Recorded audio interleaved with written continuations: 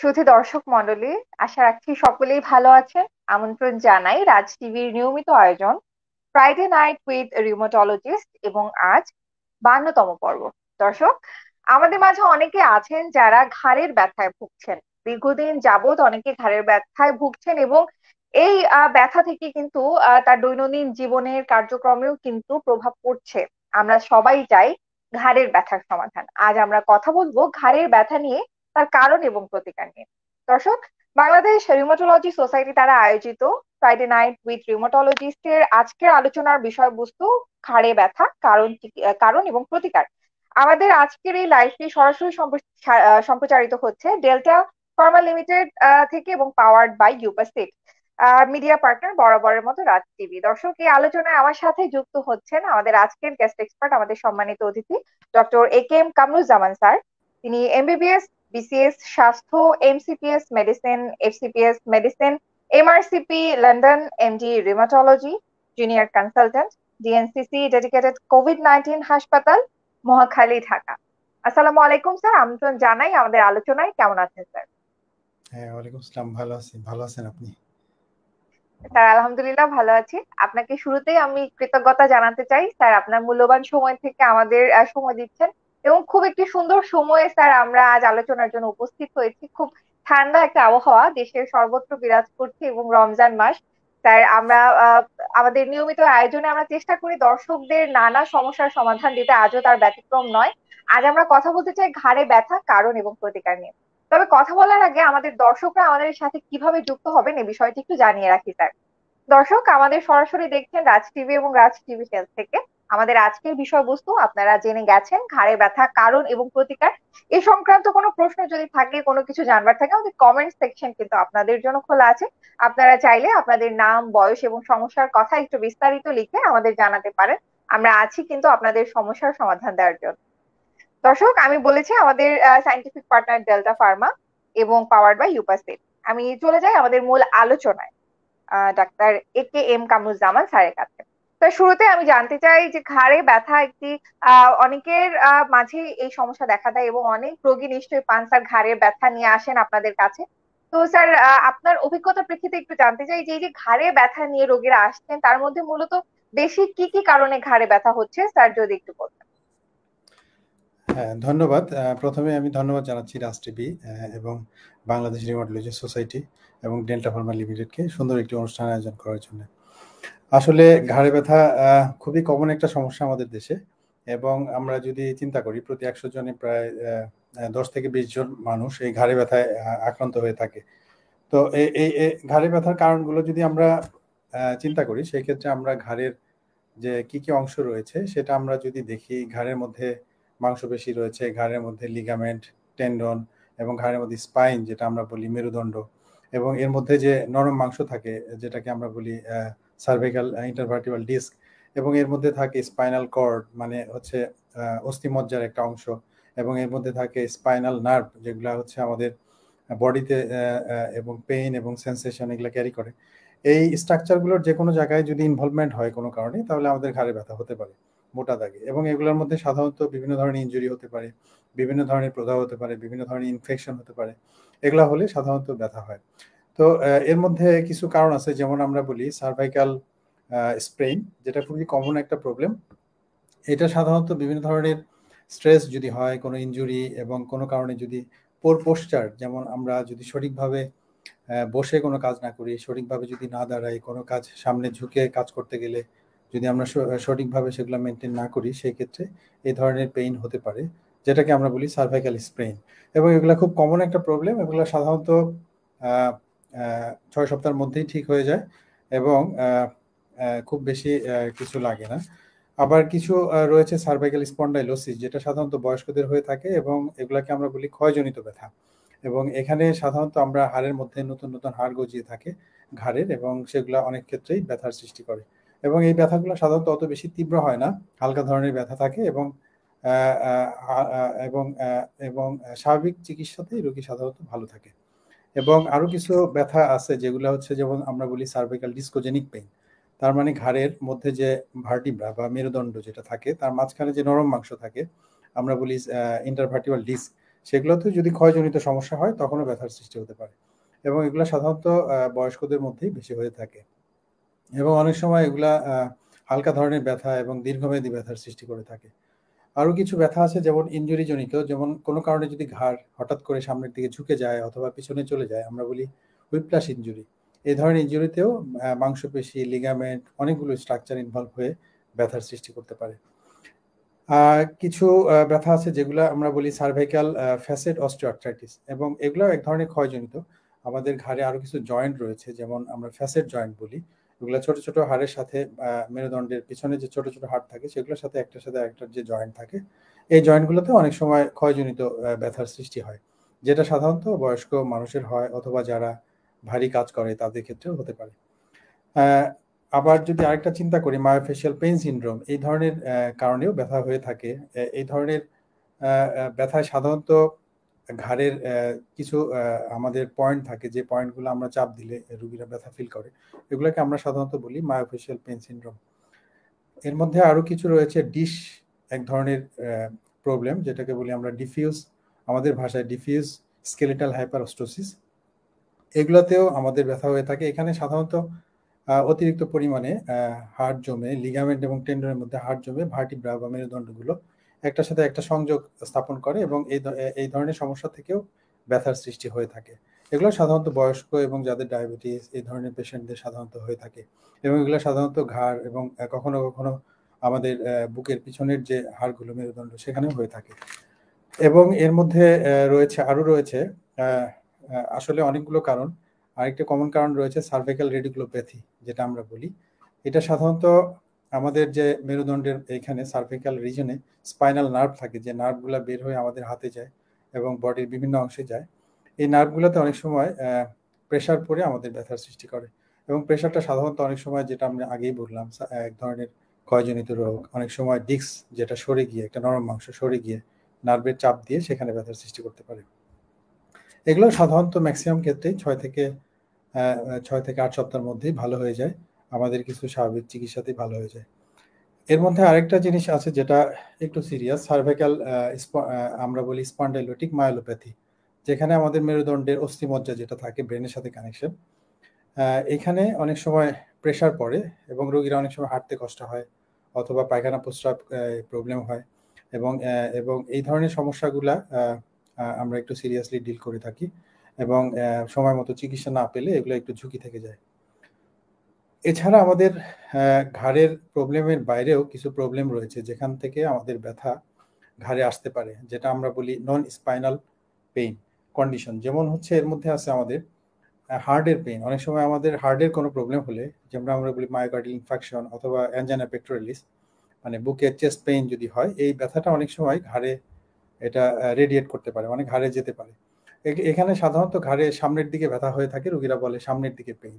কাজে এই বিষয়গুলো যেহেতু সিরিয়াস, আমাদের এই বিষয়টা সবসময় সজাগ থাকতে হবে।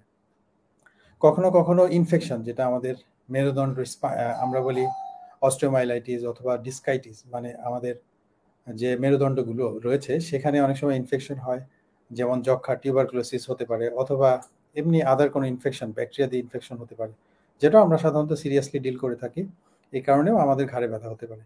এছাড়া রয়েছে, যেটা বয়স্ক মানুষের ক্ষেত্রে আমাদের সবসময় চিন্তা করতে হয়, যে ঘাড়ে ব্যথা নিয়ে আসলে এটা কোনো ক্যান্সার কিনা, বডির অন্য কোথাও কোনো ক্যান্সার এখানে এসে বাসা বাঁধলো কিনা। এই কারণেও আমাদের ঘাড়ে ব্যথা হতে পারে, যেটা খুব সিরিয়াসলি আমাদের ডিল করতে হয়। এছাড়া কিছু আছে আমরা বলি নিউরোলজিক্যাল কন্ডিশন, যেমন হচ্ছে সার্ভাইকাল ডিস্টোনিয়া বলি, যেমন ঘাড়ের একটু অস্বাভাবিক মুভমেন্টের এক ধরনের রোগ। এই ধরনের রোগেও ঘাড়ে ব্যথা হতে পারে। এছাড়া এক ধরনের মাথা ব্যথা রোগ, আমরা বলি টেনশন টাইপ হেডেক, এক্ষেত্রেও ঘাড়ে ব্যথা হতে পারে। আবার এক ধরনের ব্রেনের রোগ রয়েছে, যেমন ব্রেনের কিছু অংশ নিচে নেমে আসে, আমরা যেটা বলি চিয়ারি ম্যালফরমেশন, এসব কারণেও ঘাড়ে ব্যথা হয়। এছাড়া ঘাড়ের অন্যান্য, শরীরের অন্যান্য জায়গার ব্যথাও আসতে পারে, যেমন শোল্ডার পেইন, সেটাও অনেক সময় রেডিয়েট করে, যেমন ফ্রোজেন শোল্ডার, জয়েন্ট আটকে গেছে, সেই ব্যথাটাও আমাদের ঘাড়ে আসতে পারে। এছাড়া আরও কিছু আমাদের বাতজনিত রোগ রয়েছে, যেমন আমরা বলি fibromyalgia, polymyalgia, rheumatica, thoracic outlet syndrome. তারপরে কিছু রক্তনালীর রোগ, যেমন ভার্টিব্রাল আর্টারি অথবা ক্যারোটিড আর্টারি, যে রক্তনালী রয়েছে যেটা ব্রেনের সাথে সংযোগ স্থাপন করে, এইসব জায়গায় যদি কোনো ইনজুরি হয় সেক্ষেত্রে হতে পারে।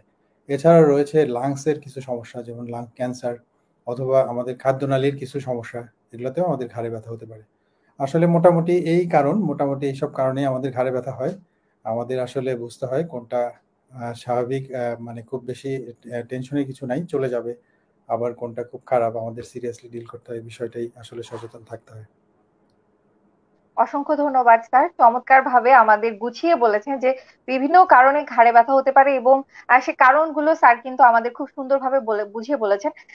স্যার, আপনি বলছিলেন যে এটা জানা প্রয়োজন যে কোন কোন ক্ষেত্রে আসলে ব্যথাটা আহ আহ, খুব অল্প সময় হয়তো পরে চিকিৎসা নিলে ঠিক হয়ে যায়, এবং কোন কোন ক্ষেত্রে একটু হয়তো জটিল কারণ আছে, এবং এক্ষেত্রে বেশি সতর্ক হওয়া প্রয়োজন। স্যার, এই প্রসঙ্গে একটু জানতে চাই, অনেক ক্ষেত্রে দেখা যায় যে ঘাড়ের ব্যথার পেছনে অনেক জটিল কোনো অসুখ রয়েছে, এবং হয়তো স্যার মেডিকেল এমার্জেন্সি কোনো হয়তো সিচুয়েশন তৈরি হয়, সেক্ষেত্রে স্যার একজন সাধারণ রোগী তিনি কখন বুঝবেন যে তার ঘাড়ের ব্যথা পেছনের কারণটা গুরুতর, এবং তিনি মেডিকেল অ্যাটেনশন নেবেন স্যার? সে ব্যাপারে কি কোনো ক্লু আছে? হ্যাঁ, অবশ্যই। আসলে এটা খুবই গুরুত্বপূর্ণ বিষয়। এটা আমাদের রোগীদেরও বুঝতে হবে। কারণ তা না হলে, চিকিৎসা বিলম্ব হলে অনেক সময় অনেক বড় ধরনের ক্ষতি হয়ে যায়। যেটা আল্টিমেটলি অনেক সময় পঙ্গুত্ব বরণ করতে হয় পেশেন্টকে। তো এই ক্ষেত্রে আমাদের আসলে বলব, কিছু ঘাড়ের ব্যথা রয়েছে যেগুলোর সাথে আমাদের কিছু স্পেশাল আমরা ক্লিনিক্যাল ফিচার বলি, যেটা spinal cord compression, feature of spinal cord compression. তার মানে হচ্ছে, ঘাড়ের ব্যথার সাথে যদি কোনো রোগীর অবশতা বা দুর্বলতা, কোনো শরীরের কোনো অংশ, অথবা কোনো জায়গায় আপনার বোধ শক্তি কমে যাওয়া, অথবা প্রস্রাব আটকে যাওয়া, অথবা পায়খানার কোনো প্রবলেম, এই ধরনের সমস্যা, হাঁটতে প্রবলেম, স্বাভাবিক চলাফেরার প্রবলেম, এই ধরনের সমস্যা হলে অবশ্যই এটা সিরিয়াসলি আমাদের দেখতে হয়, এবং অবশ্যই ডাক্তারের পরামর্শ নিতে হবে। পাশাপাশি যদি ঘাড়ে ব্যথার সাথে আমাদের অবশ, যেটা বললাম, অবশ অবশ ভাব লাগে, এবং সেটা ঘাড় যদি সামনের দিকে বাঁকানোর পর হয়, সেটাও এক ধরনের সিরিয়াস বিষয়।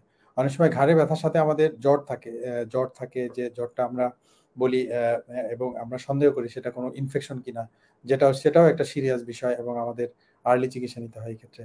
এবং অনেক সময় ঘাড়ে ব্যথার সাথে আনএক্সপ্লেইনড ওয়েট লস, যেমন তার ওজন কমে যাচ্ছে এবং সাথে ঘাড়ে ব্যথা আছে, আমরা বুঝতে পারছি না, এই বিষয়গুলো আমাদের সিরিয়াসলি অবশ্যই ডিল করতে হয়, এবং ডাক্তারের সিরিয়াসলি এই ধরনের সমস্যা যার অবশ্যই হবে, অবশ্যই ডাক্তারের পরামর্শ নিতে হবে যত দ্রুত সম্ভব।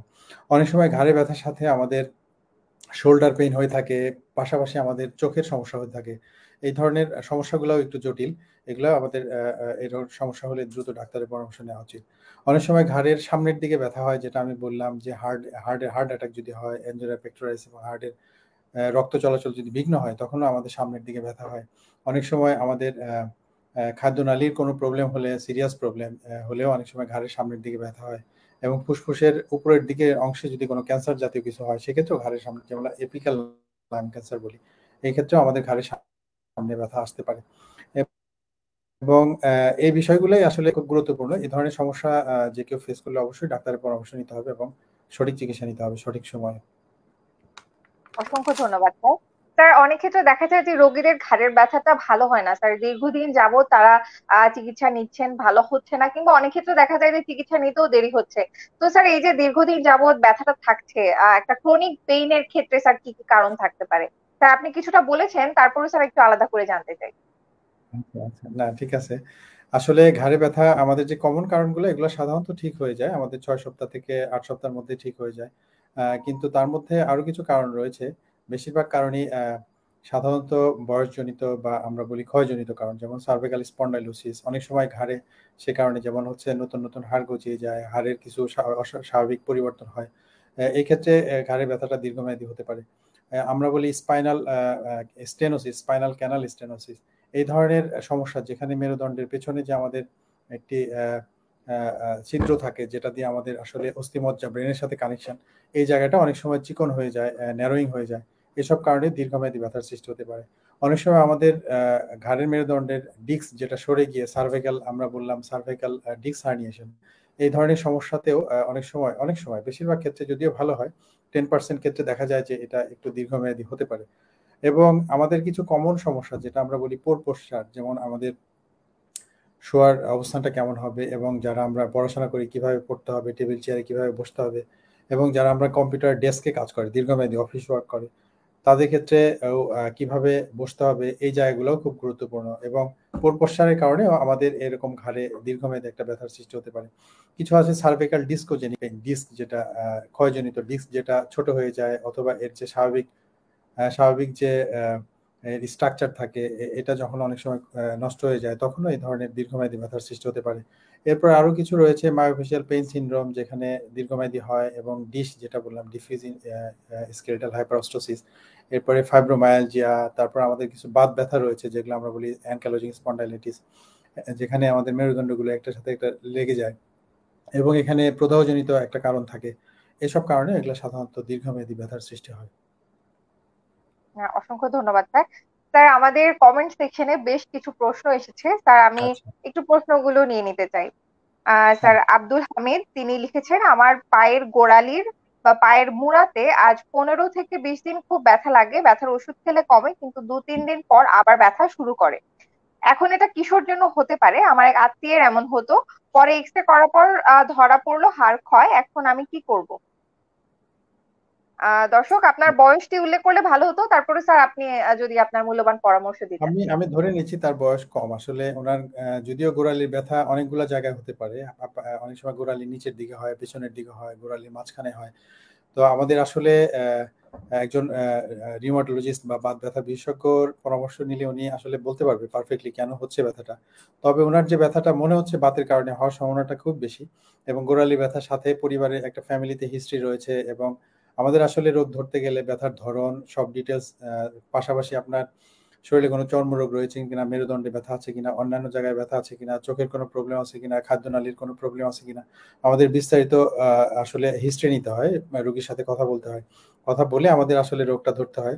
এটা চট করে বলা মুশকিল। তবে যেহেতু মনে হচ্ছে এক ধরনের বাতের প্রবলেম, সেটা হতে পারে স্পন্ডলার্থ্রোপ্যাথি, এক ধরনের বাত। যে বাতটা আসলে অনেক সময় দীর্ঘমেয়াদী চিকিৎসা লাগে, অনেক সময় চিকিৎসা প্রপার চিকিৎসা হলে, আর্লি প্রপার চিকিৎসা হলে ভালো থাকা যায়। আমার মনে হয় আপনি একজন বাত ব্যথা বিশেষজ্ঞ বা রিউমাটোলজিস্ট আমরা বলি, ওনার পরামর্শ নিলে আপনার এটা সঠিক ডায়াগনোসিস এবং সঠিক চিকিৎসা সম্ভব। অসংখ্য ধন্যবাদ স্যার আপনার মূল্যবান পরামর্শের জন্য এবং দর্শক আপনার প্রশ্নের জন্য। স্যার, আরেকজন দর্শক এমডি আলামিন তিনি লিখেছেন, স্যার আসসালামু আলাইকুম, আশা করি ভালো আছেন। আমার বাবার হাঁটু মাঝে মাঝে ফুলে যায় আর অনেক ব্যথা করে, ভালোভাবে হাঁটা চলাফেরা করতে পারে না। অনেকবার ডাক্তার দেখিয়েছি, কিছুদিন ভালো থাকে আবার সমস্যা হয়, সেক্ষেত্রে কি করতে পারি? আচ্ছা, যদিও আজকে আমাদের ঘাড়ের ব্যথা নিয়ে আলোচনা, তারপরে আমি বলি আসলে হাঁটু ব্যথারও একই রকম অনেকগুলো কারণ রয়েছে। যেমন হচ্ছে ক্ষয়জনিত কারণ, যেটা আমরা অস্টিওআর্থ্রাইটিস বলি, এটা অনেক কমন। এবং পাশাপাশি আমাদের কিছু বাত রয়েছে যেটা প্রদাহজনিত বাত, সেটাকে চিকিৎসা করে পরিপূর্ণভাবে রোগীকে রোগটা নিয়ন্ত্রণে রাখা সম্ভব। আবার কিছু যেগুলো রয়েছে ক্ষয়জনিত বাত, এগুলা পুরো আমরা হয়তো সম্পূর্ণরূপে কন্ট্রোল করতে পারি না, কিন্তু রোগীকে ভালো রাখতে পারি, স্বাভাবিক কাজকর্ম করে সে চলতে পারে। তার আগে দরকার তার কি ডায়াগনোসিস, কেন হচ্ছে এই ব্যথাটা। তো আমার মনে হয় একজন রিউমাটোলজিস্ট বা বাত ব্যথা বিশেষজ্ঞের পরামর্শেই সঠিক ডায়াগনোসিস এবং চিকিৎসা সম্ভব।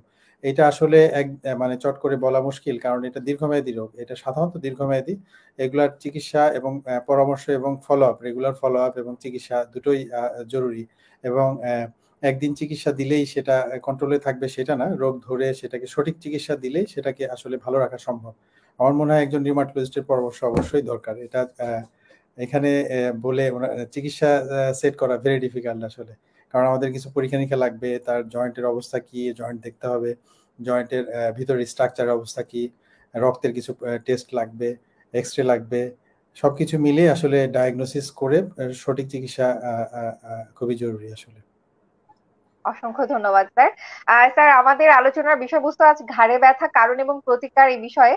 তবে অনেক দর্শক আছেন যারা এই বিষয়ের বাইরেও প্রশ্ন করছেন, আমরা স্যার অবশ্যই প্রশ্নগুলো নিব। দর্শক আপনারা আমাদের সাথেই থাকুন, তবে আমাদের আলোচনাটা আসলে আরেকটু আমরা এগিয়ে নিই, তারপর আপনাদের প্রশ্নের উত্তর দিব। স্যার, আমি এবার একটু জানতে চাই যে এই যে ঘাড়ে ব্যথা নিয়ে যখন রোগীরা আসেন স্যার, তখন আপনার অ্যাপ্রোচটা কি হয় পরবর্তীতে? স্যার কিভাবে ডায়াগনোসিসে পৌঁছান? স্যার ক্লিনিক্যালি কি কি দেখার আছে কিংবা পরীক্ষা নিরীক্ষা কি কি করার আছে স্যার? আসলে ঘাড়ে ব্যথা একটু অনেকগুলা আমরা দেখলাম যে অনেকগুলো কারণেই হয়ে থাকে। এই কারণগুলো বের করতে গেলে আমাদের রোগীর সাথে কথা বলতে হয়, আমরা যেটাকে বলি হিস্ট্রি টেকিং। পেশেন্টের ব্যথা কতদিন ধরে ব্যথা, পেশেন্টের বয়স কেমন, ব্যথার ধরন কেমন, ব্যথাটা কখন বাড়ে কমে, এবং ব্যথাটা এমনি ব্যথানাশক ওষুধে তার রেসপন্স কেমন, ফ্যামিলির পারিবারিক কোনো প্রবলেম আছে কিনা, সাথে জ্বর আছে কিনা, সাথে আমাদের অন্যান্য জয়েন্টে ব্যথা আছে কিনা, সাথে চোখের প্রবলেম আছে কিনা, এবং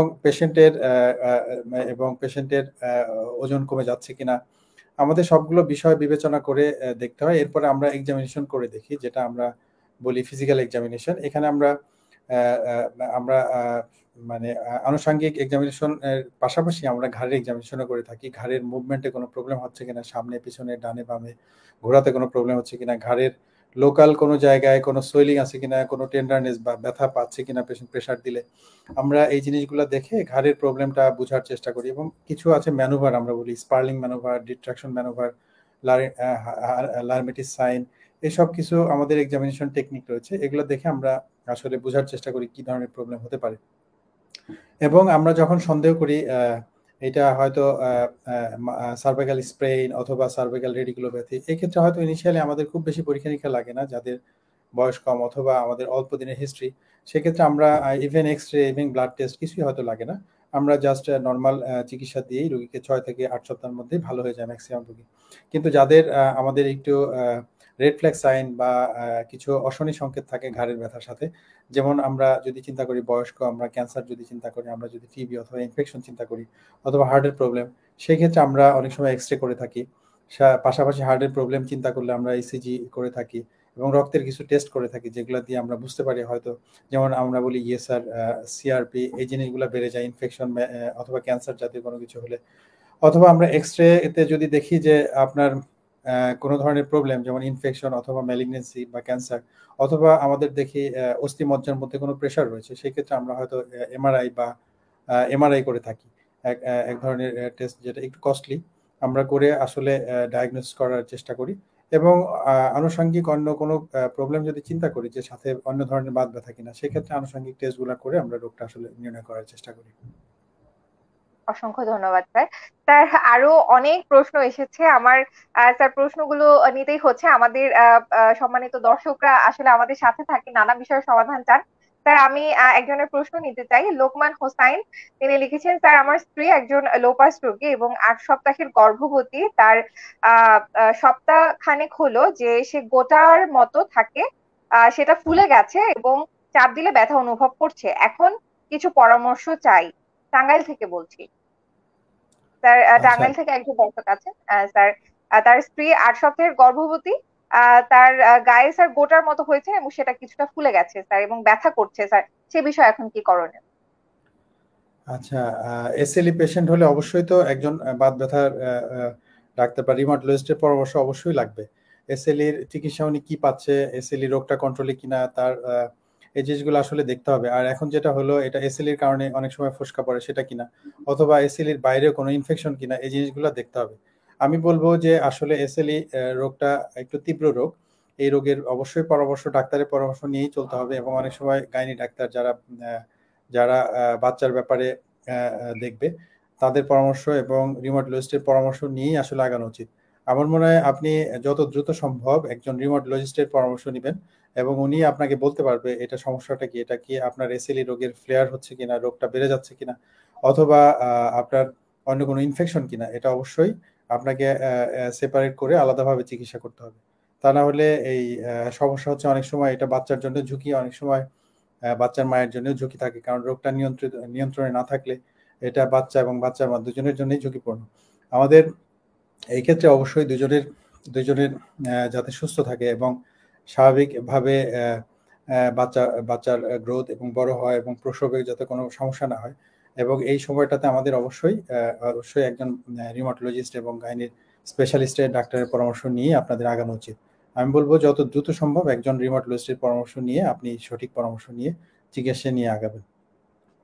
অসংখ্য ধন্যবাদ স্যার আপনার মূল্যবান পরামর্শের জন্য। দর্শক, একজন গর্ভবতী মা কিন্তু আসলে তিনি যেমন সুস্থ থাকাটা তার জন্য প্রয়োজন, ঠিক তেমনি গর্ভের সন্তানের জন্য কিন্তু গুরুত্বপূর্ণ। এবং এক্ষেত্রে স্যার যথার্থই বলেছেন যে আসলে বিলম্ব করা একেবারেই উচিত নয়। আপনার উচিত হবে খুব দ্রুত আপনার স্ত্রীর যিনি ডাক্তার আছেন, রিউমাটোলজিস্ট যিনি আছেন, এবং একই সাথে অবস্টেট্রিশিয়ান যিনি আছেন, দুজনের সাথে আসলে কনসাল্ট করে তার চিকিৎসাটা নিশ্চিত করা প্রয়োজন। স্যার লোকমান আহমেদ একজন দর্শক আছেন, তিনি লিখেছেন, স্যার আমার বয়স 42, আমার ঘাড়ে স্পন্ডাইলোসিস এর সমস্যা।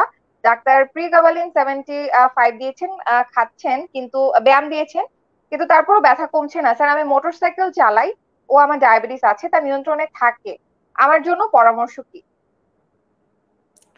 আচ্ছা, ভালো প্রশ্ন, কিন্তু আপনার ঘাড়ের ব্যথার আসলে স্পন্ডাইলোসিস কিনা সেটাও আমাদের কনফার্ম করতে হবে। আসলে ব্যথার ধরন স্পন্ডাইলোসিস, যে এটার ব্যথা সাধারণত বয়স্কদের হয়, এই বয়সে যাদের বয়স 45-এর নিচে তাদের সাধারণত ভিন্ন ধরনের বাত হতে পারে। অনেক সময় আমরা বলি স্পন্ডাইল আর্থ্রাইটিস, যেটা প্রদাহজনিত বাত। এই বিষয়গুলো আসলে গুরুত্বপূর্ণ। পাশাপাশি আপনার ব্যথার ধরন কেমন, কখন ব্যথা থাকে, রেস্টে ব্যথা থাকে কিনা, বা কাজ করলে ব্যথা বাড়ে কিনা, বা ঘুমালে ব্যথা বাড়ে কিনা, সকালবেলা ওঠার পর আপনার ঘাড়টা জ্যাম লাগে কিনা, অথবা ঘাড়ের ব্যথার সাথে শরীরের অন্যান্য জায়গায় কোনো ব্যথা আছে কিনা, এবং বিস্তারিত আমাদের আসলে হিস্ট্রি নিয়ে আপনার রোগটা বুঝতে হবে। আপনার স্পন্ডাইলোসিস আমাদের যেটা হয়, আমাদের মানে কমনলি যেটা ঘাড় ব্যথা হলে আমরা যেটা দেখি যে ঘাড় ক্ষয় বা হাড় বেড়ে গেছে বা হাড় ক্ষয় গেছে, এইভাবে অনেক সময় চিকিৎসা চলে। কিন্তু আমাদের আসলে এর বাইরে অনেকগুলো কারণ আছে যেগুলো আমাদের আসলে প্রপারলি ডায়াগনোসিস করে আগাতে হয়। তো আপনার বয়স যেহেতু কম, আমার মনে হয় স্পন্ডিলোসিস হতে পারে, তবে এটার সম্ভাবনা খুবই কম। তো আমার মনে হয় একটু রিমাটোলজিস্টের পরামর্শ নিলে আপনার ডায়াগনোসিসটা হবে এবং চিকিৎসা প্রপার হবে। এই ক্ষেত্রে আমাদের যদি বাত ব্যথার কোনো কারণ হয়, সেক্ষেত্রে আমাদের একটু দীর্ঘমেয়াদী চিকিৎসা লাগে, পাশাপাশি এক্সারসাইজ, পাশাপাশি আপনার গুড পোশ্চার, এই জিনিসগুলো লাগবে আর কি। অসংখ্য ধন্যবাদ স্যার, এবং ধন্যবাদ দর্শক আপনার প্রশ্নের জন্য।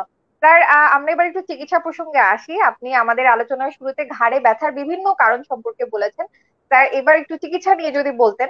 যদিও এক এক অসুখের চিকিৎসা এক এক রকম, তারপরে স্যার একটু সামগ্রিক ভাবে একটা ওভারঅল ধারণা যদি আমার দর্শকদের দিতেন। আচ্ছা, আসলে শুরুতেই বলছি, ঘাড়ে ব্যথা অনেকগুলা কারণ, আমাদের আসলে কারণ বুঝেই চিকিৎসা করতে হয়। যেমন সার্ভাইকাল স্পন্ডাইলোসিস, যেটা আমাদের একটু কমন কারণ, কিন্তু আমাদের খুব বেশি সিরিয়াস না। এক্ষেত্রে আমরা ব্যথার জন্য পেশেন্টকে অনেক সময় আইস দিতে বলি, অনেক সময় হিট কম্প্রেশন দিতে বলি, গরম স্যাক যেটা বলি। তারপর পেশেন্টকে কিছু এক্সারসাইজ করতে বলি, পেশেন্টকে কিছু স্ট্রেচিং এক্সারসাইজ, কিছু ফিজিক্যাল যেটা বলি আমরা ফিজিক্যাল থেরাপি।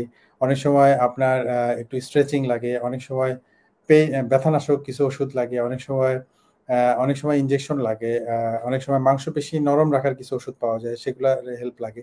এবং আমাদের কিছু যখন আমরা চিন্তা করি কোনো ইনফেকশন কিনা, সেক্ষেত্রে অ্যান্টিবায়োটিকের হেল্প লাগতে পারে। অনেক সময় যদি আমরা চিন্তা করি যক্ষা কিনা, সেই ক্ষেত্রে হয়তো অ্যান্টিটিবি মেডিকেশন যেগুলো বলি আমরা, সেই ধরনের ওষুধও লাগতে পারে। আসলে আমরা রোগীকে দেখে রোগীর কি ধরনের সমস্যা এবং সেটা ডায়াগনোসিস করে আমরা আসলে চিকিৎসাটা আগাই। সেক্ষেত্রে রোগীকে আমরা পেশেন্ট এডুকেশন যেটা, সেটাও একটা গুরুত্বপূর্ণ অংশ থাকে, এবং আমরা রোগীকে বোঝানোর চেষ্টা করি তার সমস্যাটা এই, এবং এগুলা চিকিৎসা হতে এতদিন লাগবে, এই চিকিৎসা আমরা এইভাবে আগাবো। এই জিনিসটাও পাশাপাশি গুরুত্বপূর্ণ। অসংখ্য ধন্যবাদ স্যার। স্যার আমাদের সবসময় রোগীদের একটা কমন জানতে চাওয়ার বিষয় থাকে যে ভালো থাকবো কিভাবে।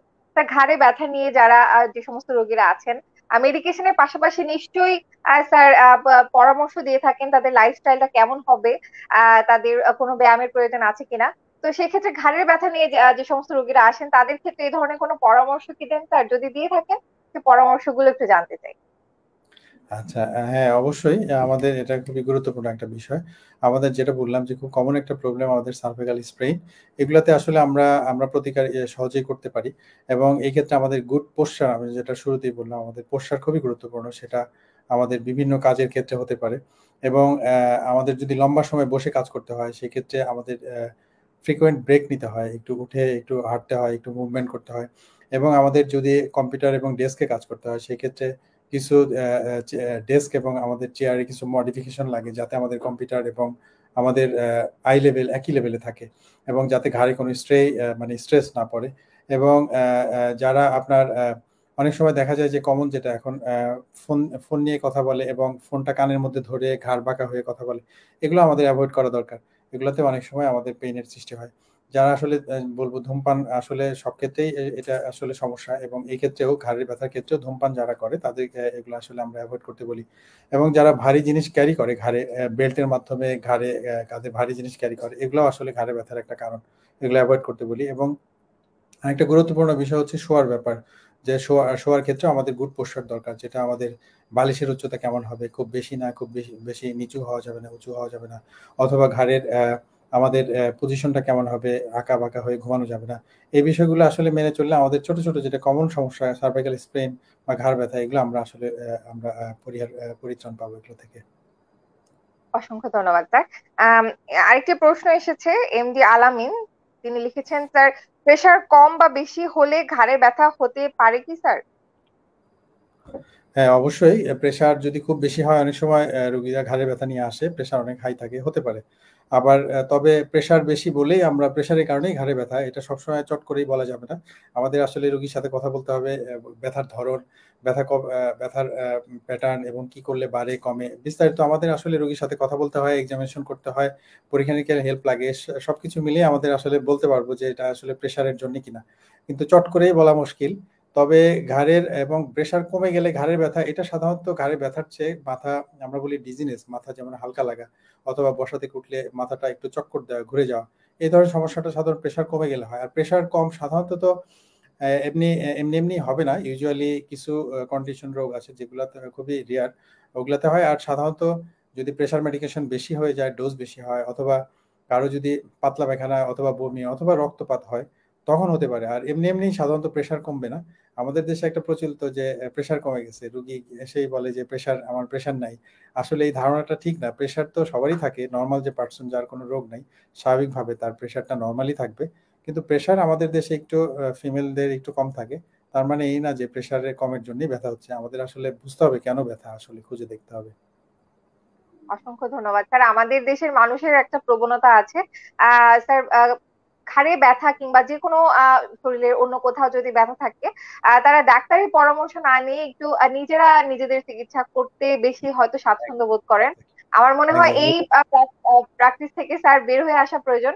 ঘাড়ে ব্যথার আমরা বিভিন্ন কারণ সম্পর্কে আজকে পুরোটা আলোচনায় জেনেছি এবং বিভিন্ন প্রতিকার সম্পর্কে জেনেছি, এবং একটি বিষয় আসলে বোঝা প্রয়োজন, ঘাড়ে ব্যথাটাকে হালকা করে দেখার সুযোগ নেই। ঘাড়ে ব্যথা নিয়ে বসে থাকার, ঘরে বসে থাকার কিছু নেই, অবশ্যই চিকিৎসকের কাছে যেতে হবে এবং মূল্যবান পরামর্শ নিয়ে চিকিৎসা নিয়ে কিন্তু আসলে আপনাকে সুস্থ হতে হবে।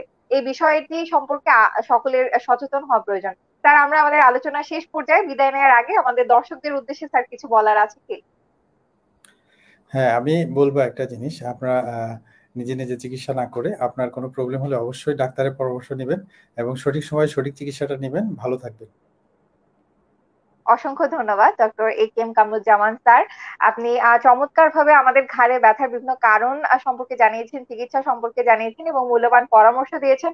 স্যার, আপনার সাফল্য এবং সুস্বাস্থ্য কামনা করছি। এবং দর্শক, এতক্ষণ যারা আমাদের সাথে ছিলেন সকলকে ধন্যবাদ। যারা প্রশ্ন করেছেন, আমি সকলের প্রশ্ন নিতে পারিনি, তারপর আমি চেষ্টা করেছি আমাদের সীমিত সময়ের মধ্যে প্রশ্ন করার জন্য। সকলকে ধন্যবাদ, এবং যে প্রশ্নগুলো আমি নিতে পারলাম না, আমি আশা রাখছি সামনের কোনো আলোচনায় আপনাদের উত্তর দিতে পারবো। চোখ রাখুন রাজ টিভিতে। দর্শক, দেখছিলেন ফ্রাইডে নাইট উইথ রিউমাটোলজিস্ট, এবং আজ 52তম পর্ব ছিল। আমরা কথা বলেছি ঘাড়ে ব্যথা কারণ এবং প্রতিকার নিয়ে। আমাদের আজকের লাইব্রেরি সায়েন্টিফিক পার্টনার ছিল delta limited, delta Pharma limited এবং পাওয়ার্ড বাই ইউপাসিক। আশা রাখছি আমাদের পুরো আলোচনাটি আপনাদের কাজে আসবে। সকলে ভালো থাকুন, সুস্থ থাকুন, এই কামনা করে আমাদের আজকের লাইভ এখানেই শেষ করছি। আল্লাহ হাফেজ। You are watching Raj TV, জাগরণে বাংলাদেশ।